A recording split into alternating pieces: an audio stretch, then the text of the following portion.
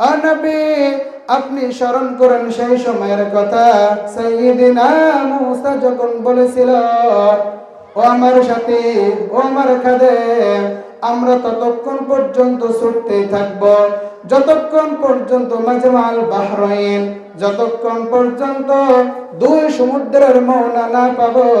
ও আমার খাদেম শোনো, ততক্ষণ পর্যন্ত আমরা হাঁটতেই থাকবো, ছুটতেই থাকবো। আও আমদু ইয়া হুকবা, যদি আমাদের হুকবা পরিমাণ সময় লাগে, যদি আমাদের বছরের পর বছর ছুটতে হয়, তারপরে আমরা ছুটব। খেয়াল করেন, আও আমদিয়া হুকবা। আমাদের সমাজে দেখবেন যখন কোনো মানুষ নামাজ পড়ে না, মুরব্বী বাজানেরা কি বলে যে বাবা তুই যে নামাজ ছেড়ে দিস, তুই কি জানিস এক ওয়াক্ত নামাজ কাজা করলে কয় হুকবা জাহান্নামে জ্বলতে হয়? একথা বলে কি বলে না? বলেন, বলে কি বলে না? এই কথাটা বলে। হুকবা এই শব্দটার সাথে আমরা পরিচিতি আছি না, যে এক হুকবা পরিমাণ, দুই হুকবা পরিমাণ, 80 হুকবা পরিমাণ জাহান্নামে জ্বলতে হবে। তাফসীরের ভিতরে আসছে, তাফসীরে মাআরিফুল কোরআনে লিখছে হুকবা মানে 80 বছর। আওয়াজ করে বলতে হবে হুকবা মানে কয় বছর। কিছু কিছু টার্ম মুখস্থ করে নিতে হবে। তাফসীর মাহফিলে আসলেন, গরম করা আওয়াজ করলাম, কিছু শিখতে পারলাম না, এটা তাফসীর মাহফিল হতে পারে না। আগে শোনেন, হুকবা শব্দের অর্থ হচ্ছে 80 বছর। আওয়াজ করে বলতে হবে কয় বছর। পেছনে ভাইরা বলেন কয় বছর, জোরে বলেন কয় বছর। 80 বছর। হুকবা মানে 80 বছর। মূসা আলাইহিস সালাতু ওয়াস সালাম বললেন মাজমাল বাহরাইন, দুই সমুদ্রের মোহনায় পৌঁছাতে যদি আমাদের 80 বছর নয়, যুগের পরে যুগ যদি 80 বছরও দৌড়াতে হয়, 100 বছরও ছুটতে হয়, তারপরে আমরা সেখানে যেতে প্রস্তুত। কারণ ওখানে আমার চাইতে, আমি নবী, আমার চাইতে বেশি জ্ঞানী তিনি। কে সেই ব্যক্তি, তার পরিচয় জানতে চাই, তার কাছ থেকে আমার জ্ঞান নেওয়া দরকার আছে না নেই? সাইয়্যিদিনা মূসা আলাইহিস সালাতু ওয়াস সালাম বনী ইসরাঈলদের সামনে তাফসীর করছেন, বনী ইসরাঈলদের সামনে খুতবা দিচ্ছেন। খুতবা দিতে দিতে, চলতে চলতে একটা সময় একজন ব্যক্তি দাঁড়িয়ে বলছে, আল্লাহর পয়গম্বর মূসা নবী, আপনার কাছে আছে আমার দাবি, আপনি বলেন এই জামানার সবচেয়ে কে বেশি জ্ঞানী? সুবহানাল্লাহ পড়েন। কথা কি বোঝা যায়? কথা কি বোঝা যায়?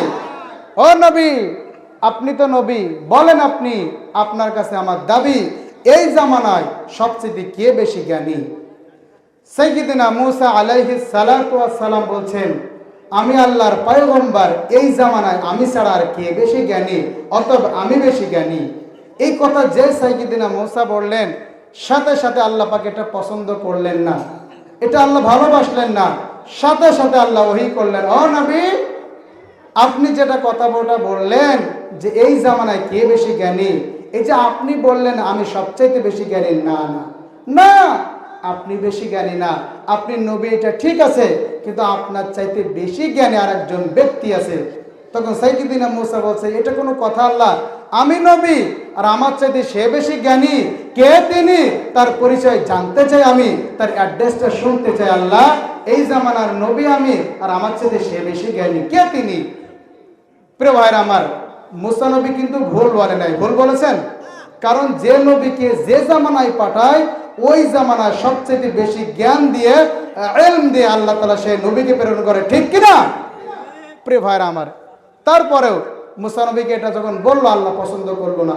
এখন আমি আপনাদের ওয়াজ করতেছি, আলোচনা শোনাচ্ছি, আমি যদি বলি সাইদি সাহেব আমার কাছে কিচ্ছু না, ডক্টর মিজানুর রহমান আল আজহারী আমার জ্ঞানের কাছে কিচ্ছু না, এদেশের বড় বড় আলেম মামুনুল হক সহ শুরু করে আমির হামজা আমার জ্ঞানের কাছে কিচ্ছু না, আপনারা যারা আছে আপনারা বলবেন হুজুরের মাথার একটু সমস্যা হয়ে গেছে। কথা ঠিক কি না? এটা স্বাভাবিক, কারণ আমি তাদের কাছে কিচ্ছুই না। তো মূসা নবীকে আল্লাহ তাআলা এটা শিক্ষা দিতে চাইছে, ও নবী, আপনি জ্ঞানী ঠিক আছে, কিন্তু এইটা বলা শোভনীয় হয় নাই, কারণ তুমি বেশি জ্ঞানী, এটা তুমি সার্টিফাই করলে হবে না, এটা তোমার উম্মত সার্টিফাই করবে, ঠিক কিনা? তোমার উম্মত সার্টিফাই করবে। সাইয়্যিদিনা মূসা আলাইহিস সালাতু ওয়াস সালাম যখন আল্লাহর কাছে এই কথা বলল, ও আল্লাহ, তাহলে আমার চাইতে কে বেশি জ্ঞানী, আমার চাইতে কে বেশি জানে, তার পরিচয়টা দেন। রব্বুল আলামিন সাথে সাথে বললেন, ও নবী, আপনার চাইতে একজন জ্ঞানী আছে, তিনি হলো দুই সমুদ্রের মোহনায় পানির নিচে একজন ব্যক্তি আছে, ওই ব্যক্তিটা তোমার চাইতে বেশি জ্ঞানী। মুসা আলাইহিস সালাতু ওয়াস সালাম বললেন, আল্লাহ, আমি ওই ব্যক্তিটার পরিচয় কি করে পাবো? আল্লাহ তাআলা বললেন, ও নবী, তুমি একটা কাজ করো, একটা থলের ভিতরে একটা মাছ নাও। আওয়াজ করে বলেন তো, কি নাও?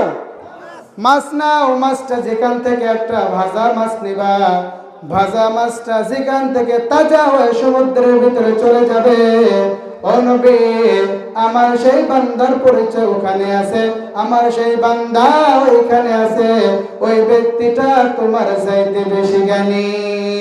ও নবী, তুমি একটা ভাজা মাছ নাও। আওয়াজ করে বলেন, কি মাছ? ভাজা মাছ। এবার আল্লাহর পয়গম্বর সাইয়্যিদিনা মূসা আলাইহিস সালাম একটা মাছ নিলেন, একটা থলের ভিতরে একটা মাছ নিলেন, আর তার সাথী, তার সফর সঙ্গী, তার খাদেমকে সাথে নিলেন, আর খাদেমকে বললেন, তুমি একটা মাছ নাও, ভাজা মাছ। থলের ভিতরে, প্যাকেটের ভিতরে একটা মাছ নাও। ওই মাছটা যেখান থেকে তাজা হয়ে নদীর ভিতরে চলে যাবে, তুমি আমার সাথে বলবা, ওটাই আমাদের গন্তব্য, আমরা সেই পর্যন্ত ছুটবো। আল্লাহ তাআলা সূরা কাফের 60 নম্বর আয়াতে আল্লাহ সেই কথাটা বলেছেন। আল্লাহ বলেন, ওয়া ইয ক্বালা মূসা লিফাতাহু লা আবরাহু হাত্তা আবলুগা মাজমাআল বাহরাইনি আও আমদিয়া হুকবা। ও নবী, আপনি স্মরণ করেন সেই সময়ের কথা, সাইয়্যিদিনা মূসা যখন বলেছিল, ও আমার সাথী, ও আমার খাদেম, আমরা ততক্ষণ পর্যন্ত ছুটতেই থাকব, যতক্ষণ পর্যন্ত মাজমাল বাহরাইন, যতক্ষণ পর্যন্ত দুই সমুদ্রের মোহনা না পাবো। ও আমার খাদেম শোনো, ততক্ষণ পর্যন্ত আমরা হাঁটতেই থাকবো, ছুটতেই থাকবো।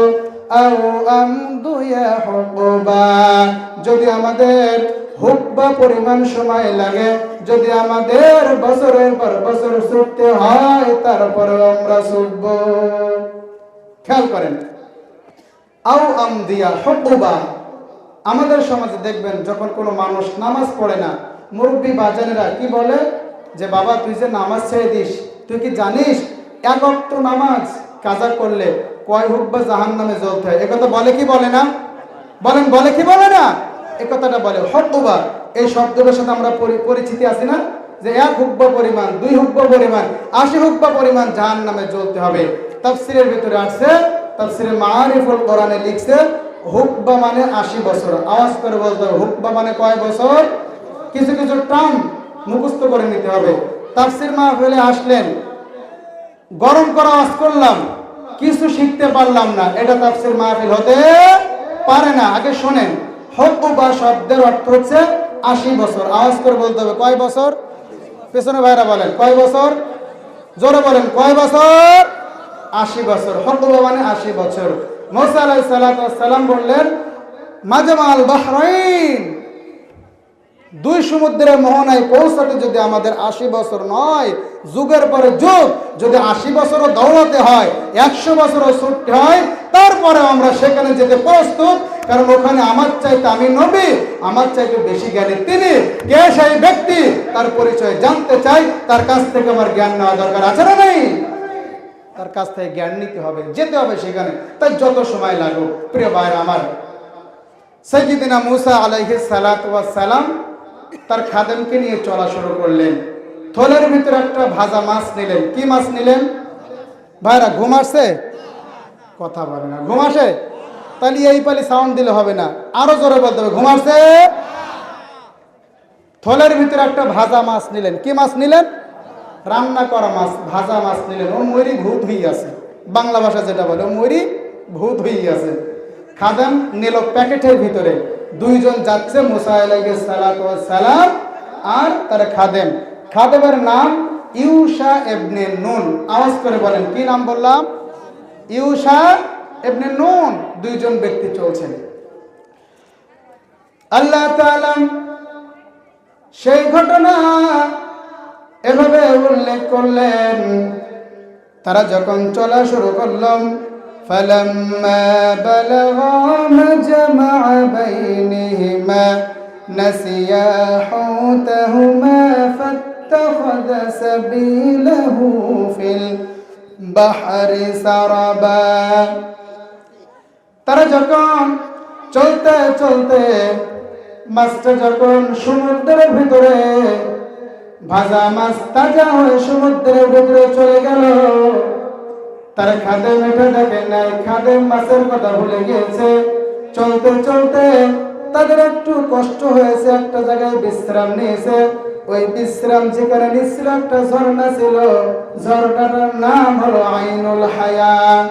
আইনুল হায়া নামক ঝর্ণা থেকে এক ফোঁটা পানি মাছের উপরে যাই পড়েছে, থলির উপরে মাছের পড়ে, সাথে সাথে মাছটা, ভাজা মাছটা তাজা হয়ে সমুদ্রের ভিতরে চলে গিয়েছে। কিন্তু তার খাদেম জানে না। চলতে চলতে যখন মাছটার কথা তারা ভুলে গেলেন, চলতে আছে দুইজন, সাইয়্যিদিনা মূসা আর তার খাদেম ইউসা ইবনে নুন। চলতে চলতে আল্লাহর পয়গম্বর মূসার একটু কষ্ট হয়ে গিয়েছে, শরীরটা বড় ক্লান্ত হয়ে গিয়েছে। একটা পর্যায়ে আল্লাহর পয়গম্বর মূসা বলল, ফালাম্মা জাওয়াজা ক্বালা লিফাতাহু আতিনা গাদানা লাকাদ লাকিনা মিন সাফারিনা হাযা নাসাবা। আল্লাহর পয়গম্বর মূসা বলে, ও আমার খাদেম ইউসা ইবনে নুন, আমরা এই সফরে বড় ক্লান্ত হয়ে গিয়েছে, আমরা এই সফরে বড় টায়ার্ড হয়ে গিয়েছে। ও আমার খাদেম, আমাদের সেই মাছটা কোথায়? মাছটা আনো, আমরা নাস্তা করতে চাই। আওয়াজ করে বলেন তো, তার প্যাকেটের ভিতরে মাছটা আছে নাকি?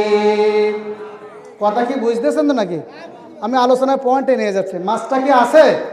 মাছটা কি আছে? মাছটা কোথায়? কথা বলেন, মাছ কোথায়? পুকুরের ভিতরে, নদীতে চলে গিয়েছে।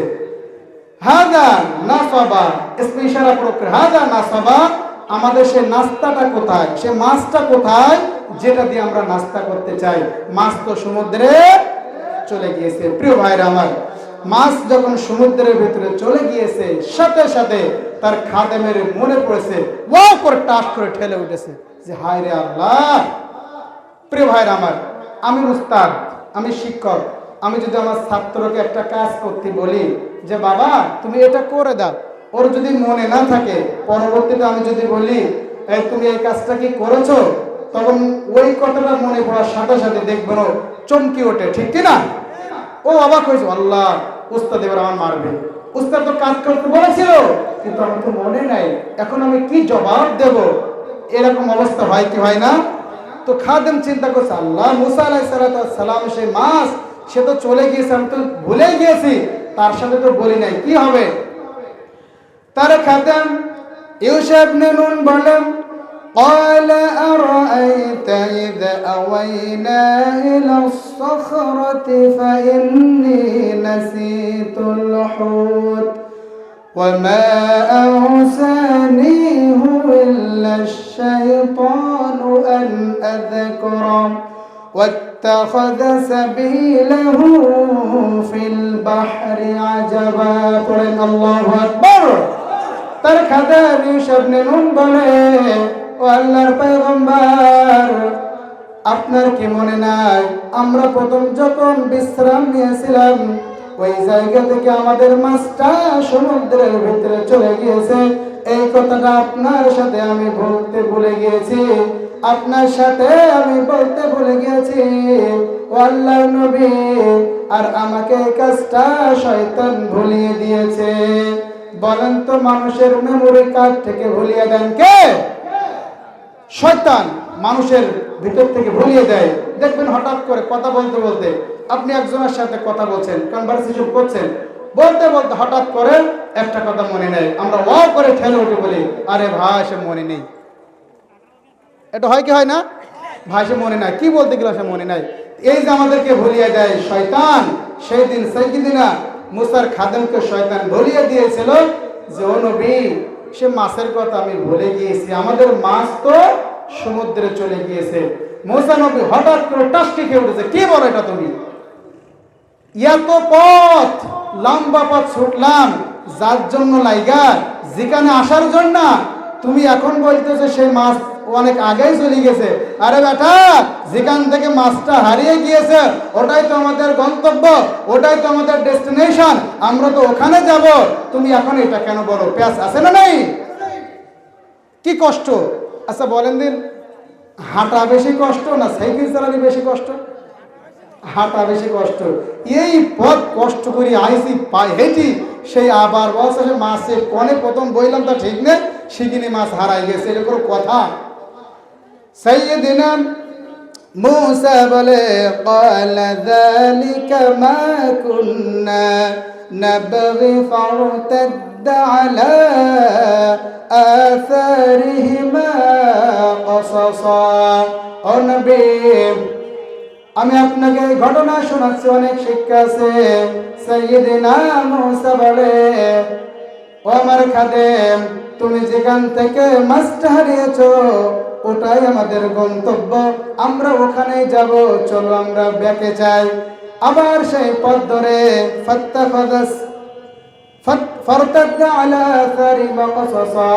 তার পায়ের চিহ্ন ধরে তারা পেছন দিকে আসা শুরু করলো। চলতে চলতে যেখান থেকে মাছটা হারিয়ে গিয়েছিল, সাইয়েদিনা মুসা এবং তার খাদেম সেখানে উপস্থিত হয়েছে। অনেক কষ্টের পরে সেখানে যখন উপস্থিত হয়ে গেল, সাথে সাথে আল্লাহ বলেন, ও নবী, তারপরে ঘটনা কি জানেন নাকি? সাইয়েদিনা মুসা যখন বলে, ফাওয়াজাদা আবদাম মিন ইবাদিনা আতাইনাহু রাহমাতাম মিন ইনদিনা ওয়া আল্লামনাহু মিন লাদুন্না ইলমা। সাইয়েদিনা মুসা যখন তার খাদেমকে নিয়ে ওখানে ফিরে আসলো, এসে আমার এক বান্দার সাক্ষাৎ পেল, যে বান্দাকে আমি আমার পক্ষ থেকে রহমত আর করুণা দিয়ে ধন্য করেছি। সুবহানাল্লাহ। যে বান্দাকে আমি রহমত, করুণা, মার্সি দিয়ে ধন্য করেছি, আমার সেই বান্দার সাক্ষাৎ সে পেয়ে গেল। সাক্ষাৎ যখন পেয়ে গেল, মুসা আলাইহিস সালাম সাথে সাথে ওই ব্যক্তিটাকে নক করলেন। সেই ব্যক্তিটার সাথে সাথে ঘাড় ফেরালেন, এভাবে ঘাড় ফেরালেন।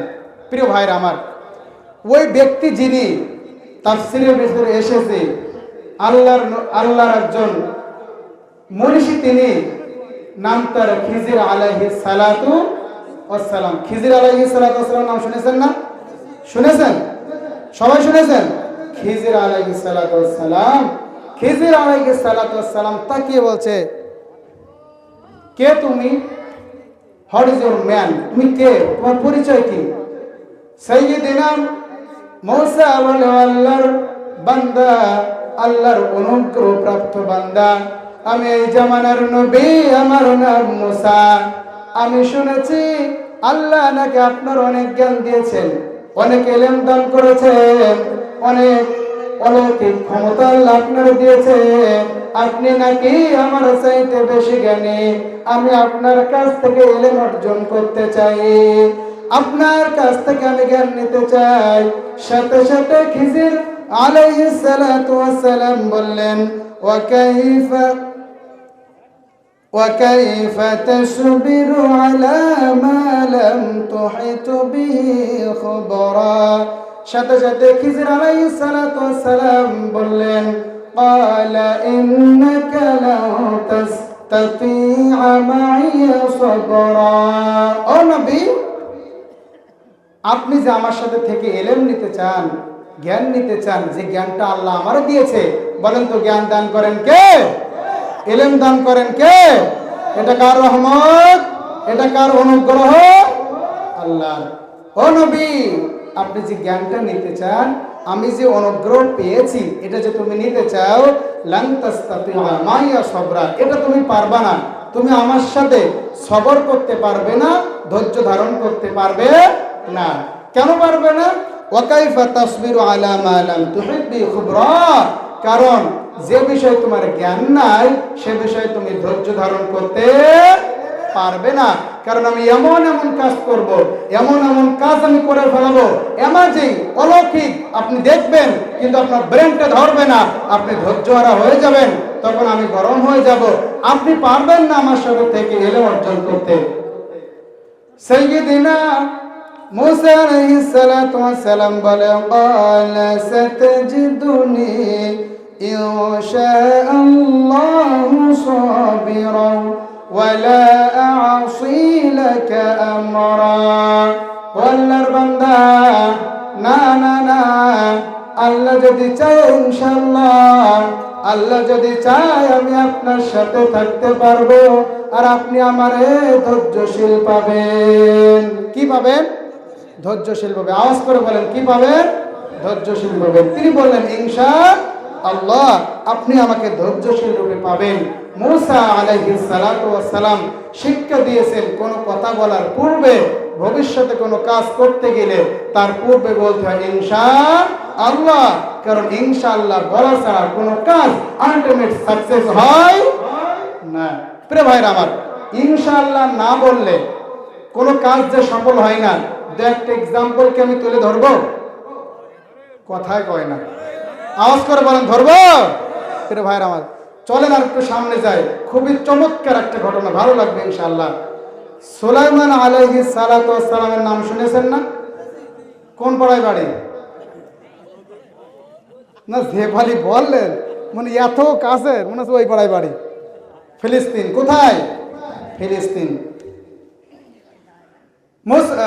সুলাইমান আলাইহিস সালাতু ওয়াস সালাম তিনি একদিন বললেন, আমার 99টা স্ত্রী আছে অথবা 100টা স্ত্রী আছে, আজকে আমি আমার প্রত্যেকটা স্ত্রীর কাছে যেতে চাই, এবং আমার যাওয়াতে প্রত্যেকটা স্ত্রীর গর্ভে সন্তান আসবে, ওই সন্তানগুলো দুনিয়ায় বীর মুজাহিদ হবে, আল্লাহর দ্বীনের জন্য লড়াই করে যাবে।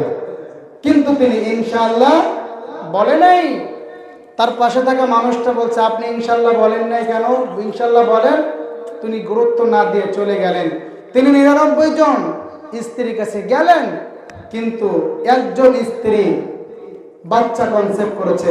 বলেন তো বাচ্চা দেওয়ার মালিক কে? আওয়াজ করে বলেন, বাচ্চা দেওয়ার মালিক কে? একজন স্ত্রী বাচ্চা কনসেপ্ট হয়েছে, একজন স্ত্রী গর্ভবতী হয়েছে, বাকি 98 জন স্ত্রী গর্ভধারণ করতে পারে নাই, মিস্টেক হয়ে গেছে। ওই একজন স্ত্রী সন্তান ডেলিভারি করেছে, হাদিসের ভিতরে আসছে ওই সন্তানটার ল্যাংড়া হয়েছে, হাত পা নাই, বিকলাঙ্গ, চলতে পারে না। তার মানে বোঝা যায় আমার নবী, বিশ্ব নবী, প্যারা নবী বলে, সাইয়্যিদিনা সুলাইমান যদি সেদিন ইনশাআল্লাহ বলতো, তাহলে আল্লাহ পাক তার 99 জন স্ত্রীর গর্ভে সন্তান দিত, সেই সন্তানগুলো দুনিয়ায় এসে আল্লাহর জন্য শহীদ হতো। আমাকে শহীদ করে সেই মিছিলে শামিল করে নিও। পড়েন আমিন। আমাকে শহীদ করে সেই মিছিলে শামিল করে নিও। যেই মিছিলের নেতা কাদের মোল্লা আল্লামা সাইয়্যিদি, আল্লাহর সিনাগারা অতি প্রিয়, শামিল করে নিও। পড়েন আমিন। প্রিয় ভাইরা আমার, এরপরে ইনশাআল্লাহ বললে প্রত্যেকটা কাজ সফল হয়। কিন্তু আমরা ইনশাআল্লাহ বলে কখন জানেন? যখন আমাদের স্বার্থের, ক্যাপাসিটি, ক্যাপাবিলিটির সবকিছু শেষ হয়ে যায়, তখন আমরা ইনশাআল্লাহ বলি।